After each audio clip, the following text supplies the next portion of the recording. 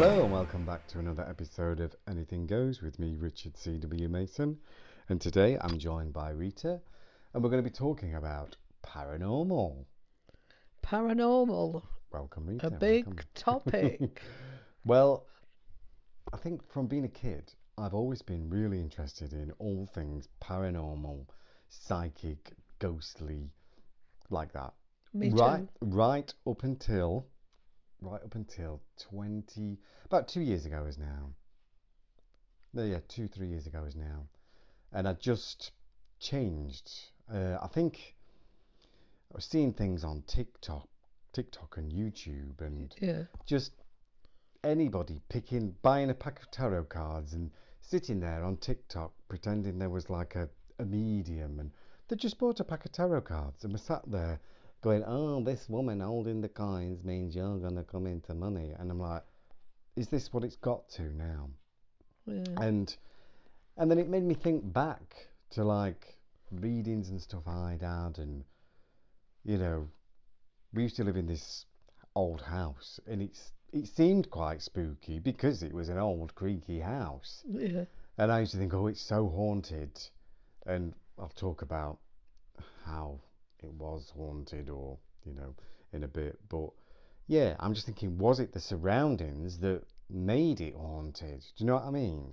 Because it creaked at night, and because it was dark and cold, and it was an old farmhouse down a lane off the beaten track, it was bound to be a bit scary and a bit feel haunted. So I look back and think, was I stupid for thinking that house was haunted? No. I think over the years, like from being a child, I've had various experiences, and experiences where they've scared the living daylights out of me, to experiences thinking, wow, do you know what I mean? So, I mean, one of my earliest, I don't want to go too into detail, but it was the death of a close family friend, and he, died at work, and I wanted to go along. I wasn't very old, but I wanted to go along with my parents to the Chapel of Rest. And I walked in and saw him first, which made a big impression on my mind.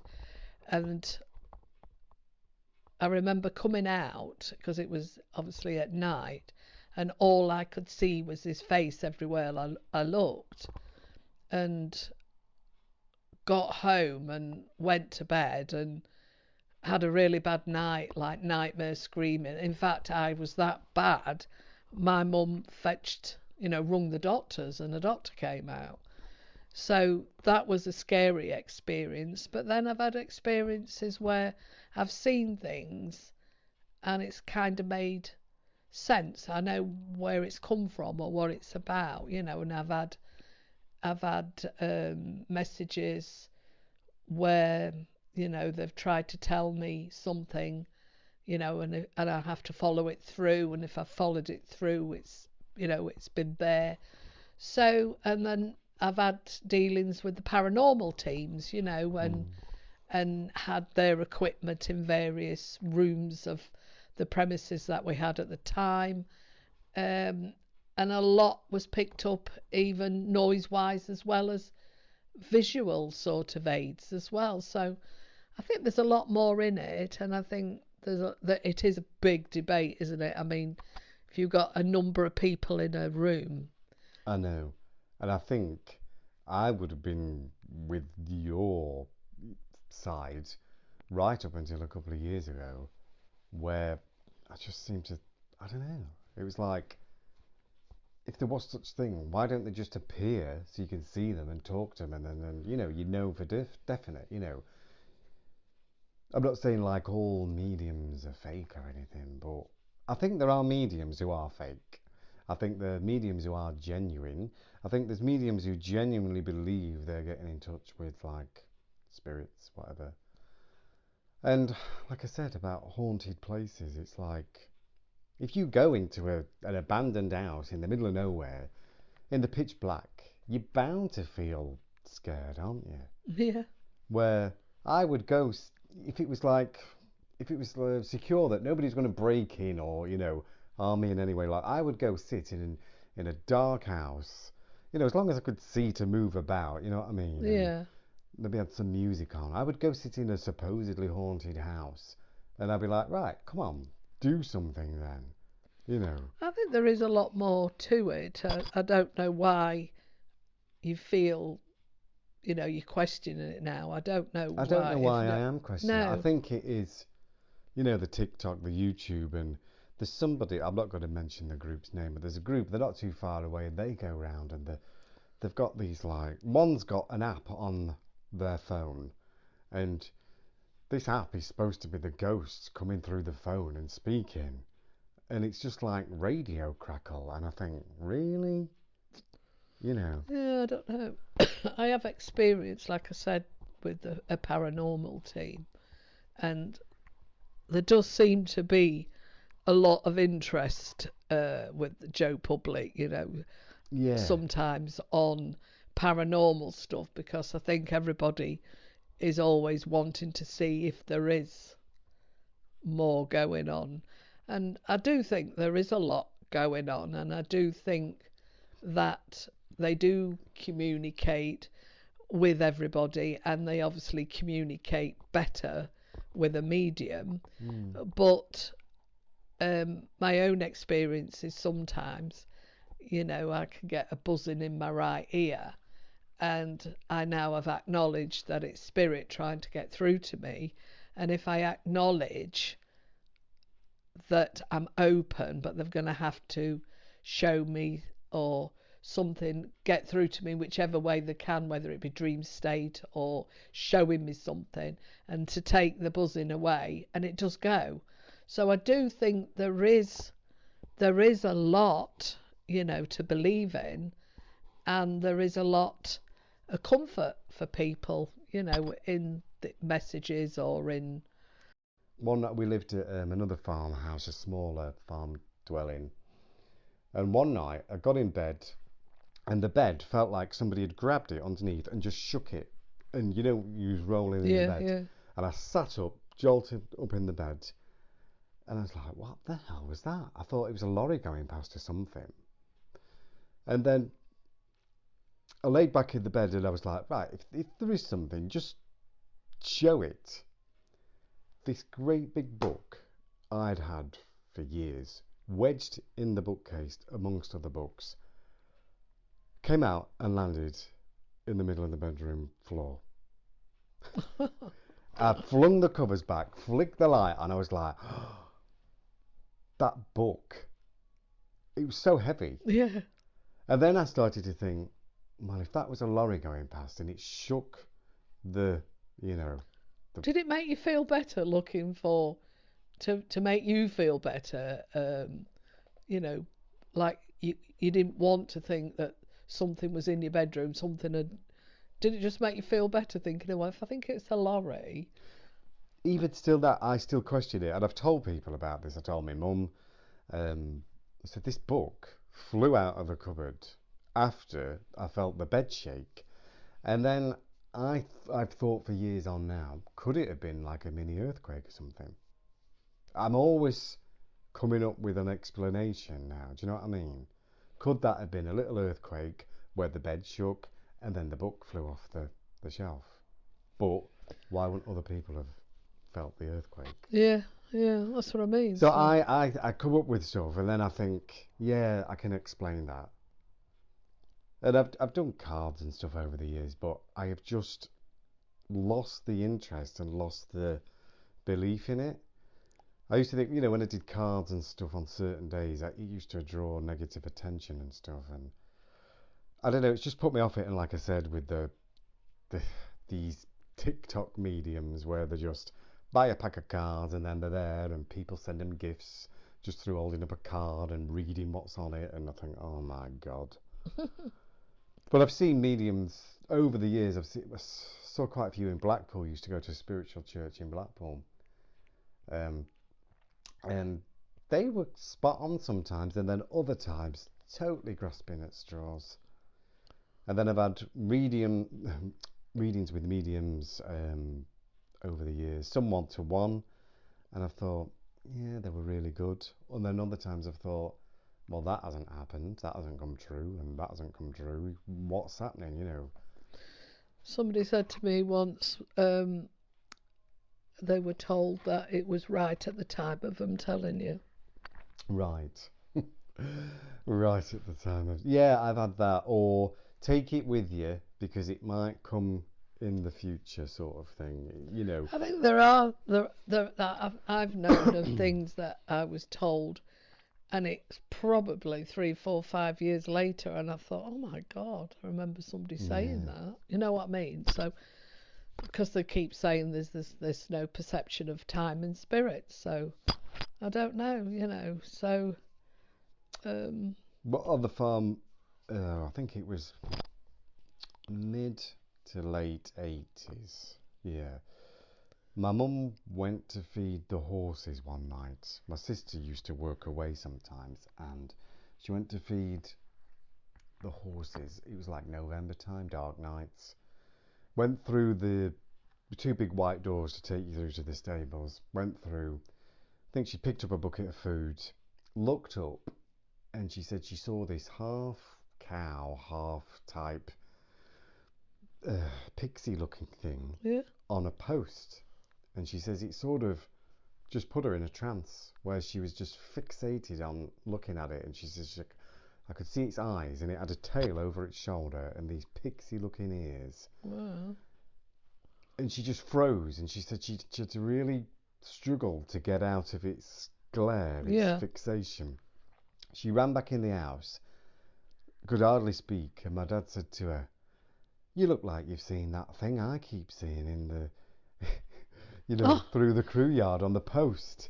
She says, why for the, didn't you tell me about it? And he says, well, I thought you'd think I would go in a bit, you know. She says, why the hell didn't you tell me? She says, its eyes are just drawing you in. Anyway, over the next year or so, it used to sort of appear, mainly sort of winter time, and especially if there was bad stuff happening or something negative or somebody was ill or something, it would appear. Is that why it came though, do you think? Maybe. But it used to appear, my mum used to see it on like the bedroom ceiling, bedroom mirror, and she used to just like get under the covers and just, hide. The last time it was seen, my dad was having a bonfire in there was an old tree stump in the middle of a field, and my dad was throwing some wood, and he was burning this tree stump to get it out of the way because too much to dig it up in those days. And he turned around to chuck some wood on this burning tree stump, and it was laid in the tree stump with its arms folded, looking at my dad and smiling. And my dad told it to go away in, certain terms, and chucked some more wood on it. And he said that was the last time they ever saw it. And then a couple of years after that, my mother went to the local shop, and she was speaking to some old lady who, she didn't come out much. She was one of them who only came out on nicer days, sort of thing, with a shopping trolley. And she says, oh, you live on that farm, don't you? And Mum says, yeah. There's a lot of history there. And she told her about this guy who used to live on the farm. And I think the cows, this is like 60s or years and years ago. Yeah. His cows all got something like foot and mouth or something, and he had to put them all down. And then they said he did away with himself as well. So my mum and dad thought, it was like tail over its shoulder. Was it like the spirit of the guy and the cows in one? Sounds like it, doesn't it? And then that was it, really. Once it had been burned in the stump in the fire. But Mum and Dad, they didn't tell us about this till, a long time after they'd seen it, till we were sort of old enough. But I think, it startled me at the time, even though I was probably about 10 years old, when I found out about it. But looking back now, I think, did they see it? Could it have been in their imagination? Yeah, but that's two different people. Two different people saw it there. It was there. And my mum, if she was here now, she would go into detail with the colours of it and how its piercing eyes looked at you, and its eyelashes, it even had eyelashes, and its pointy ears like a pixie. Is this building still? It's still there. The farmhouse is still there. Now the buildings have been converted. Now the post that it appeared on, that is long gone. Yeah. But the buildings around the post are all still there, but they're converted into like dwellings now. You know, they're like properties of. That would be interesting to know if they had any. It would, wouldn't it? Any, you know. If they'd have any experiences, or they've ever looked out the window and thought they've seen something. Whether one of the post could be still there, I don't know, but I think it would have been. It was part of the Dutch barn where the cows were under. Yeah. So I'm sure all the buildings are there surround. They've just been, a couple of them have been raised to the floor and then built up exactly where they are in the same footings, but just in a bit of a different format. But I think 3 of the 4 dwellings are exactly as how they were, or they've just been extended.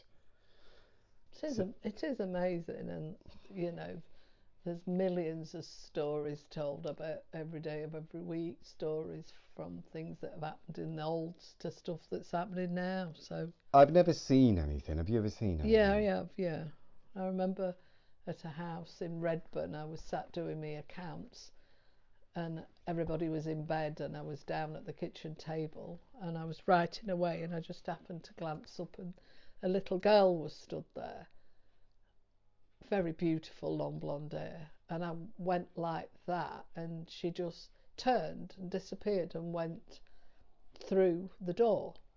But there was always quite a lot of activity at that house, and Laura's bedroom, every morning everything was all put down, you know, like photo frames or anything, and things that were on the top there were moved to there. There was a hell of a lot of activity, and often if there was children running about downstairs, there'd be movement upstairs running. And when I did look into it, the little girl had actually died in the house, you know, like scarlet fever, you know, years gone by. So that was there. And I know when my dad first died, if I was doing my makeup or my hair in a mirror, I'd see my dad in the mirror as if he was stood behind me, but every time I turned round he wasn't there, but yet I'd turn and he was in the mirror. You know, people would say, well, it's just your grieving mind, but there always seemed to be, you know, things happening, and you know, stuff going off in the bedroom. I find Darren Brown quite. Have you ever watched any of his stuff? Now he sort of debunks it all, doesn't he? Yeah. And he goes on stage and he pretends to be a medium, and he's fantastic. And he's like, he's got this method of getting stuff out of people. Yeah. And he can even get out of them, like house numbers and stuff, without them knowing. And then he writes it on the board and he's like, you know, number 78. I'm thinking that's your house number, and they're like, oh, you know, the spirits have told me. And then at the end he's going like, I've got this out of you without you knowing, sort of thing. I find him fascinating. Yeah. But it's, yeah, I think there are some dodgy paranormal people. But I do think it's good that the spirit world have a voice. You know, you know, you think that's it, they've gone, and you know, you possibly may not be able to speak or see them again, but you can communicate still, you know, and to come through with things that happen, memories and things. So I do think it's good that they have a voice and that they can come through that way. Yeah, I think out of all the readings I've had over the years, I don't know, I look back on and think, yeah, where did they get them names from? Where did they get those places from? And, you know, certain, and then others I thought, I've not known at the time what they were going on about, and sometimes I still don't, but I don't know. Like I said, I'm very on the fence. It would take something to come now, in my older years, I'm not that old, but in my sort of late, it will take something to prove it, to, you know, get me to believe fully in it again. And sometimes I can like dream about somebody I've not seen for absolutely ages, and then they'll get in touch on Facebook or something, or they'll message, and I think, wow, that's a coincidence. And sometimes I think, shall I tell them that I just dreamt about them or thought about them like 10 minutes ago? Yeah. It's crazy, isn't it? Or you can think about somebody. I went into town the other day, and I saw a car like somebody I know used to have, and it wasn't their car, and it's not somebody I wanted to bump into because they're not somebody you can get away from. Yeah. Do you know what I mean? And I was in a rush, and I thought, I hope I don't see them. I turned the corner, and they were walking up that street. Did you know what I did? Went the other Walked way. off in the other direction. I felt really guilty, and I thought, no, I haven't got half an hour to stand here to listen to about all your family and what you've done at Christmas and the year before, because I hadn't seen you for ages. And I just walked, and I went the long way round town, but I saw the car, but it weren't theirs. But funny, isn't it? Funny, just reminded me.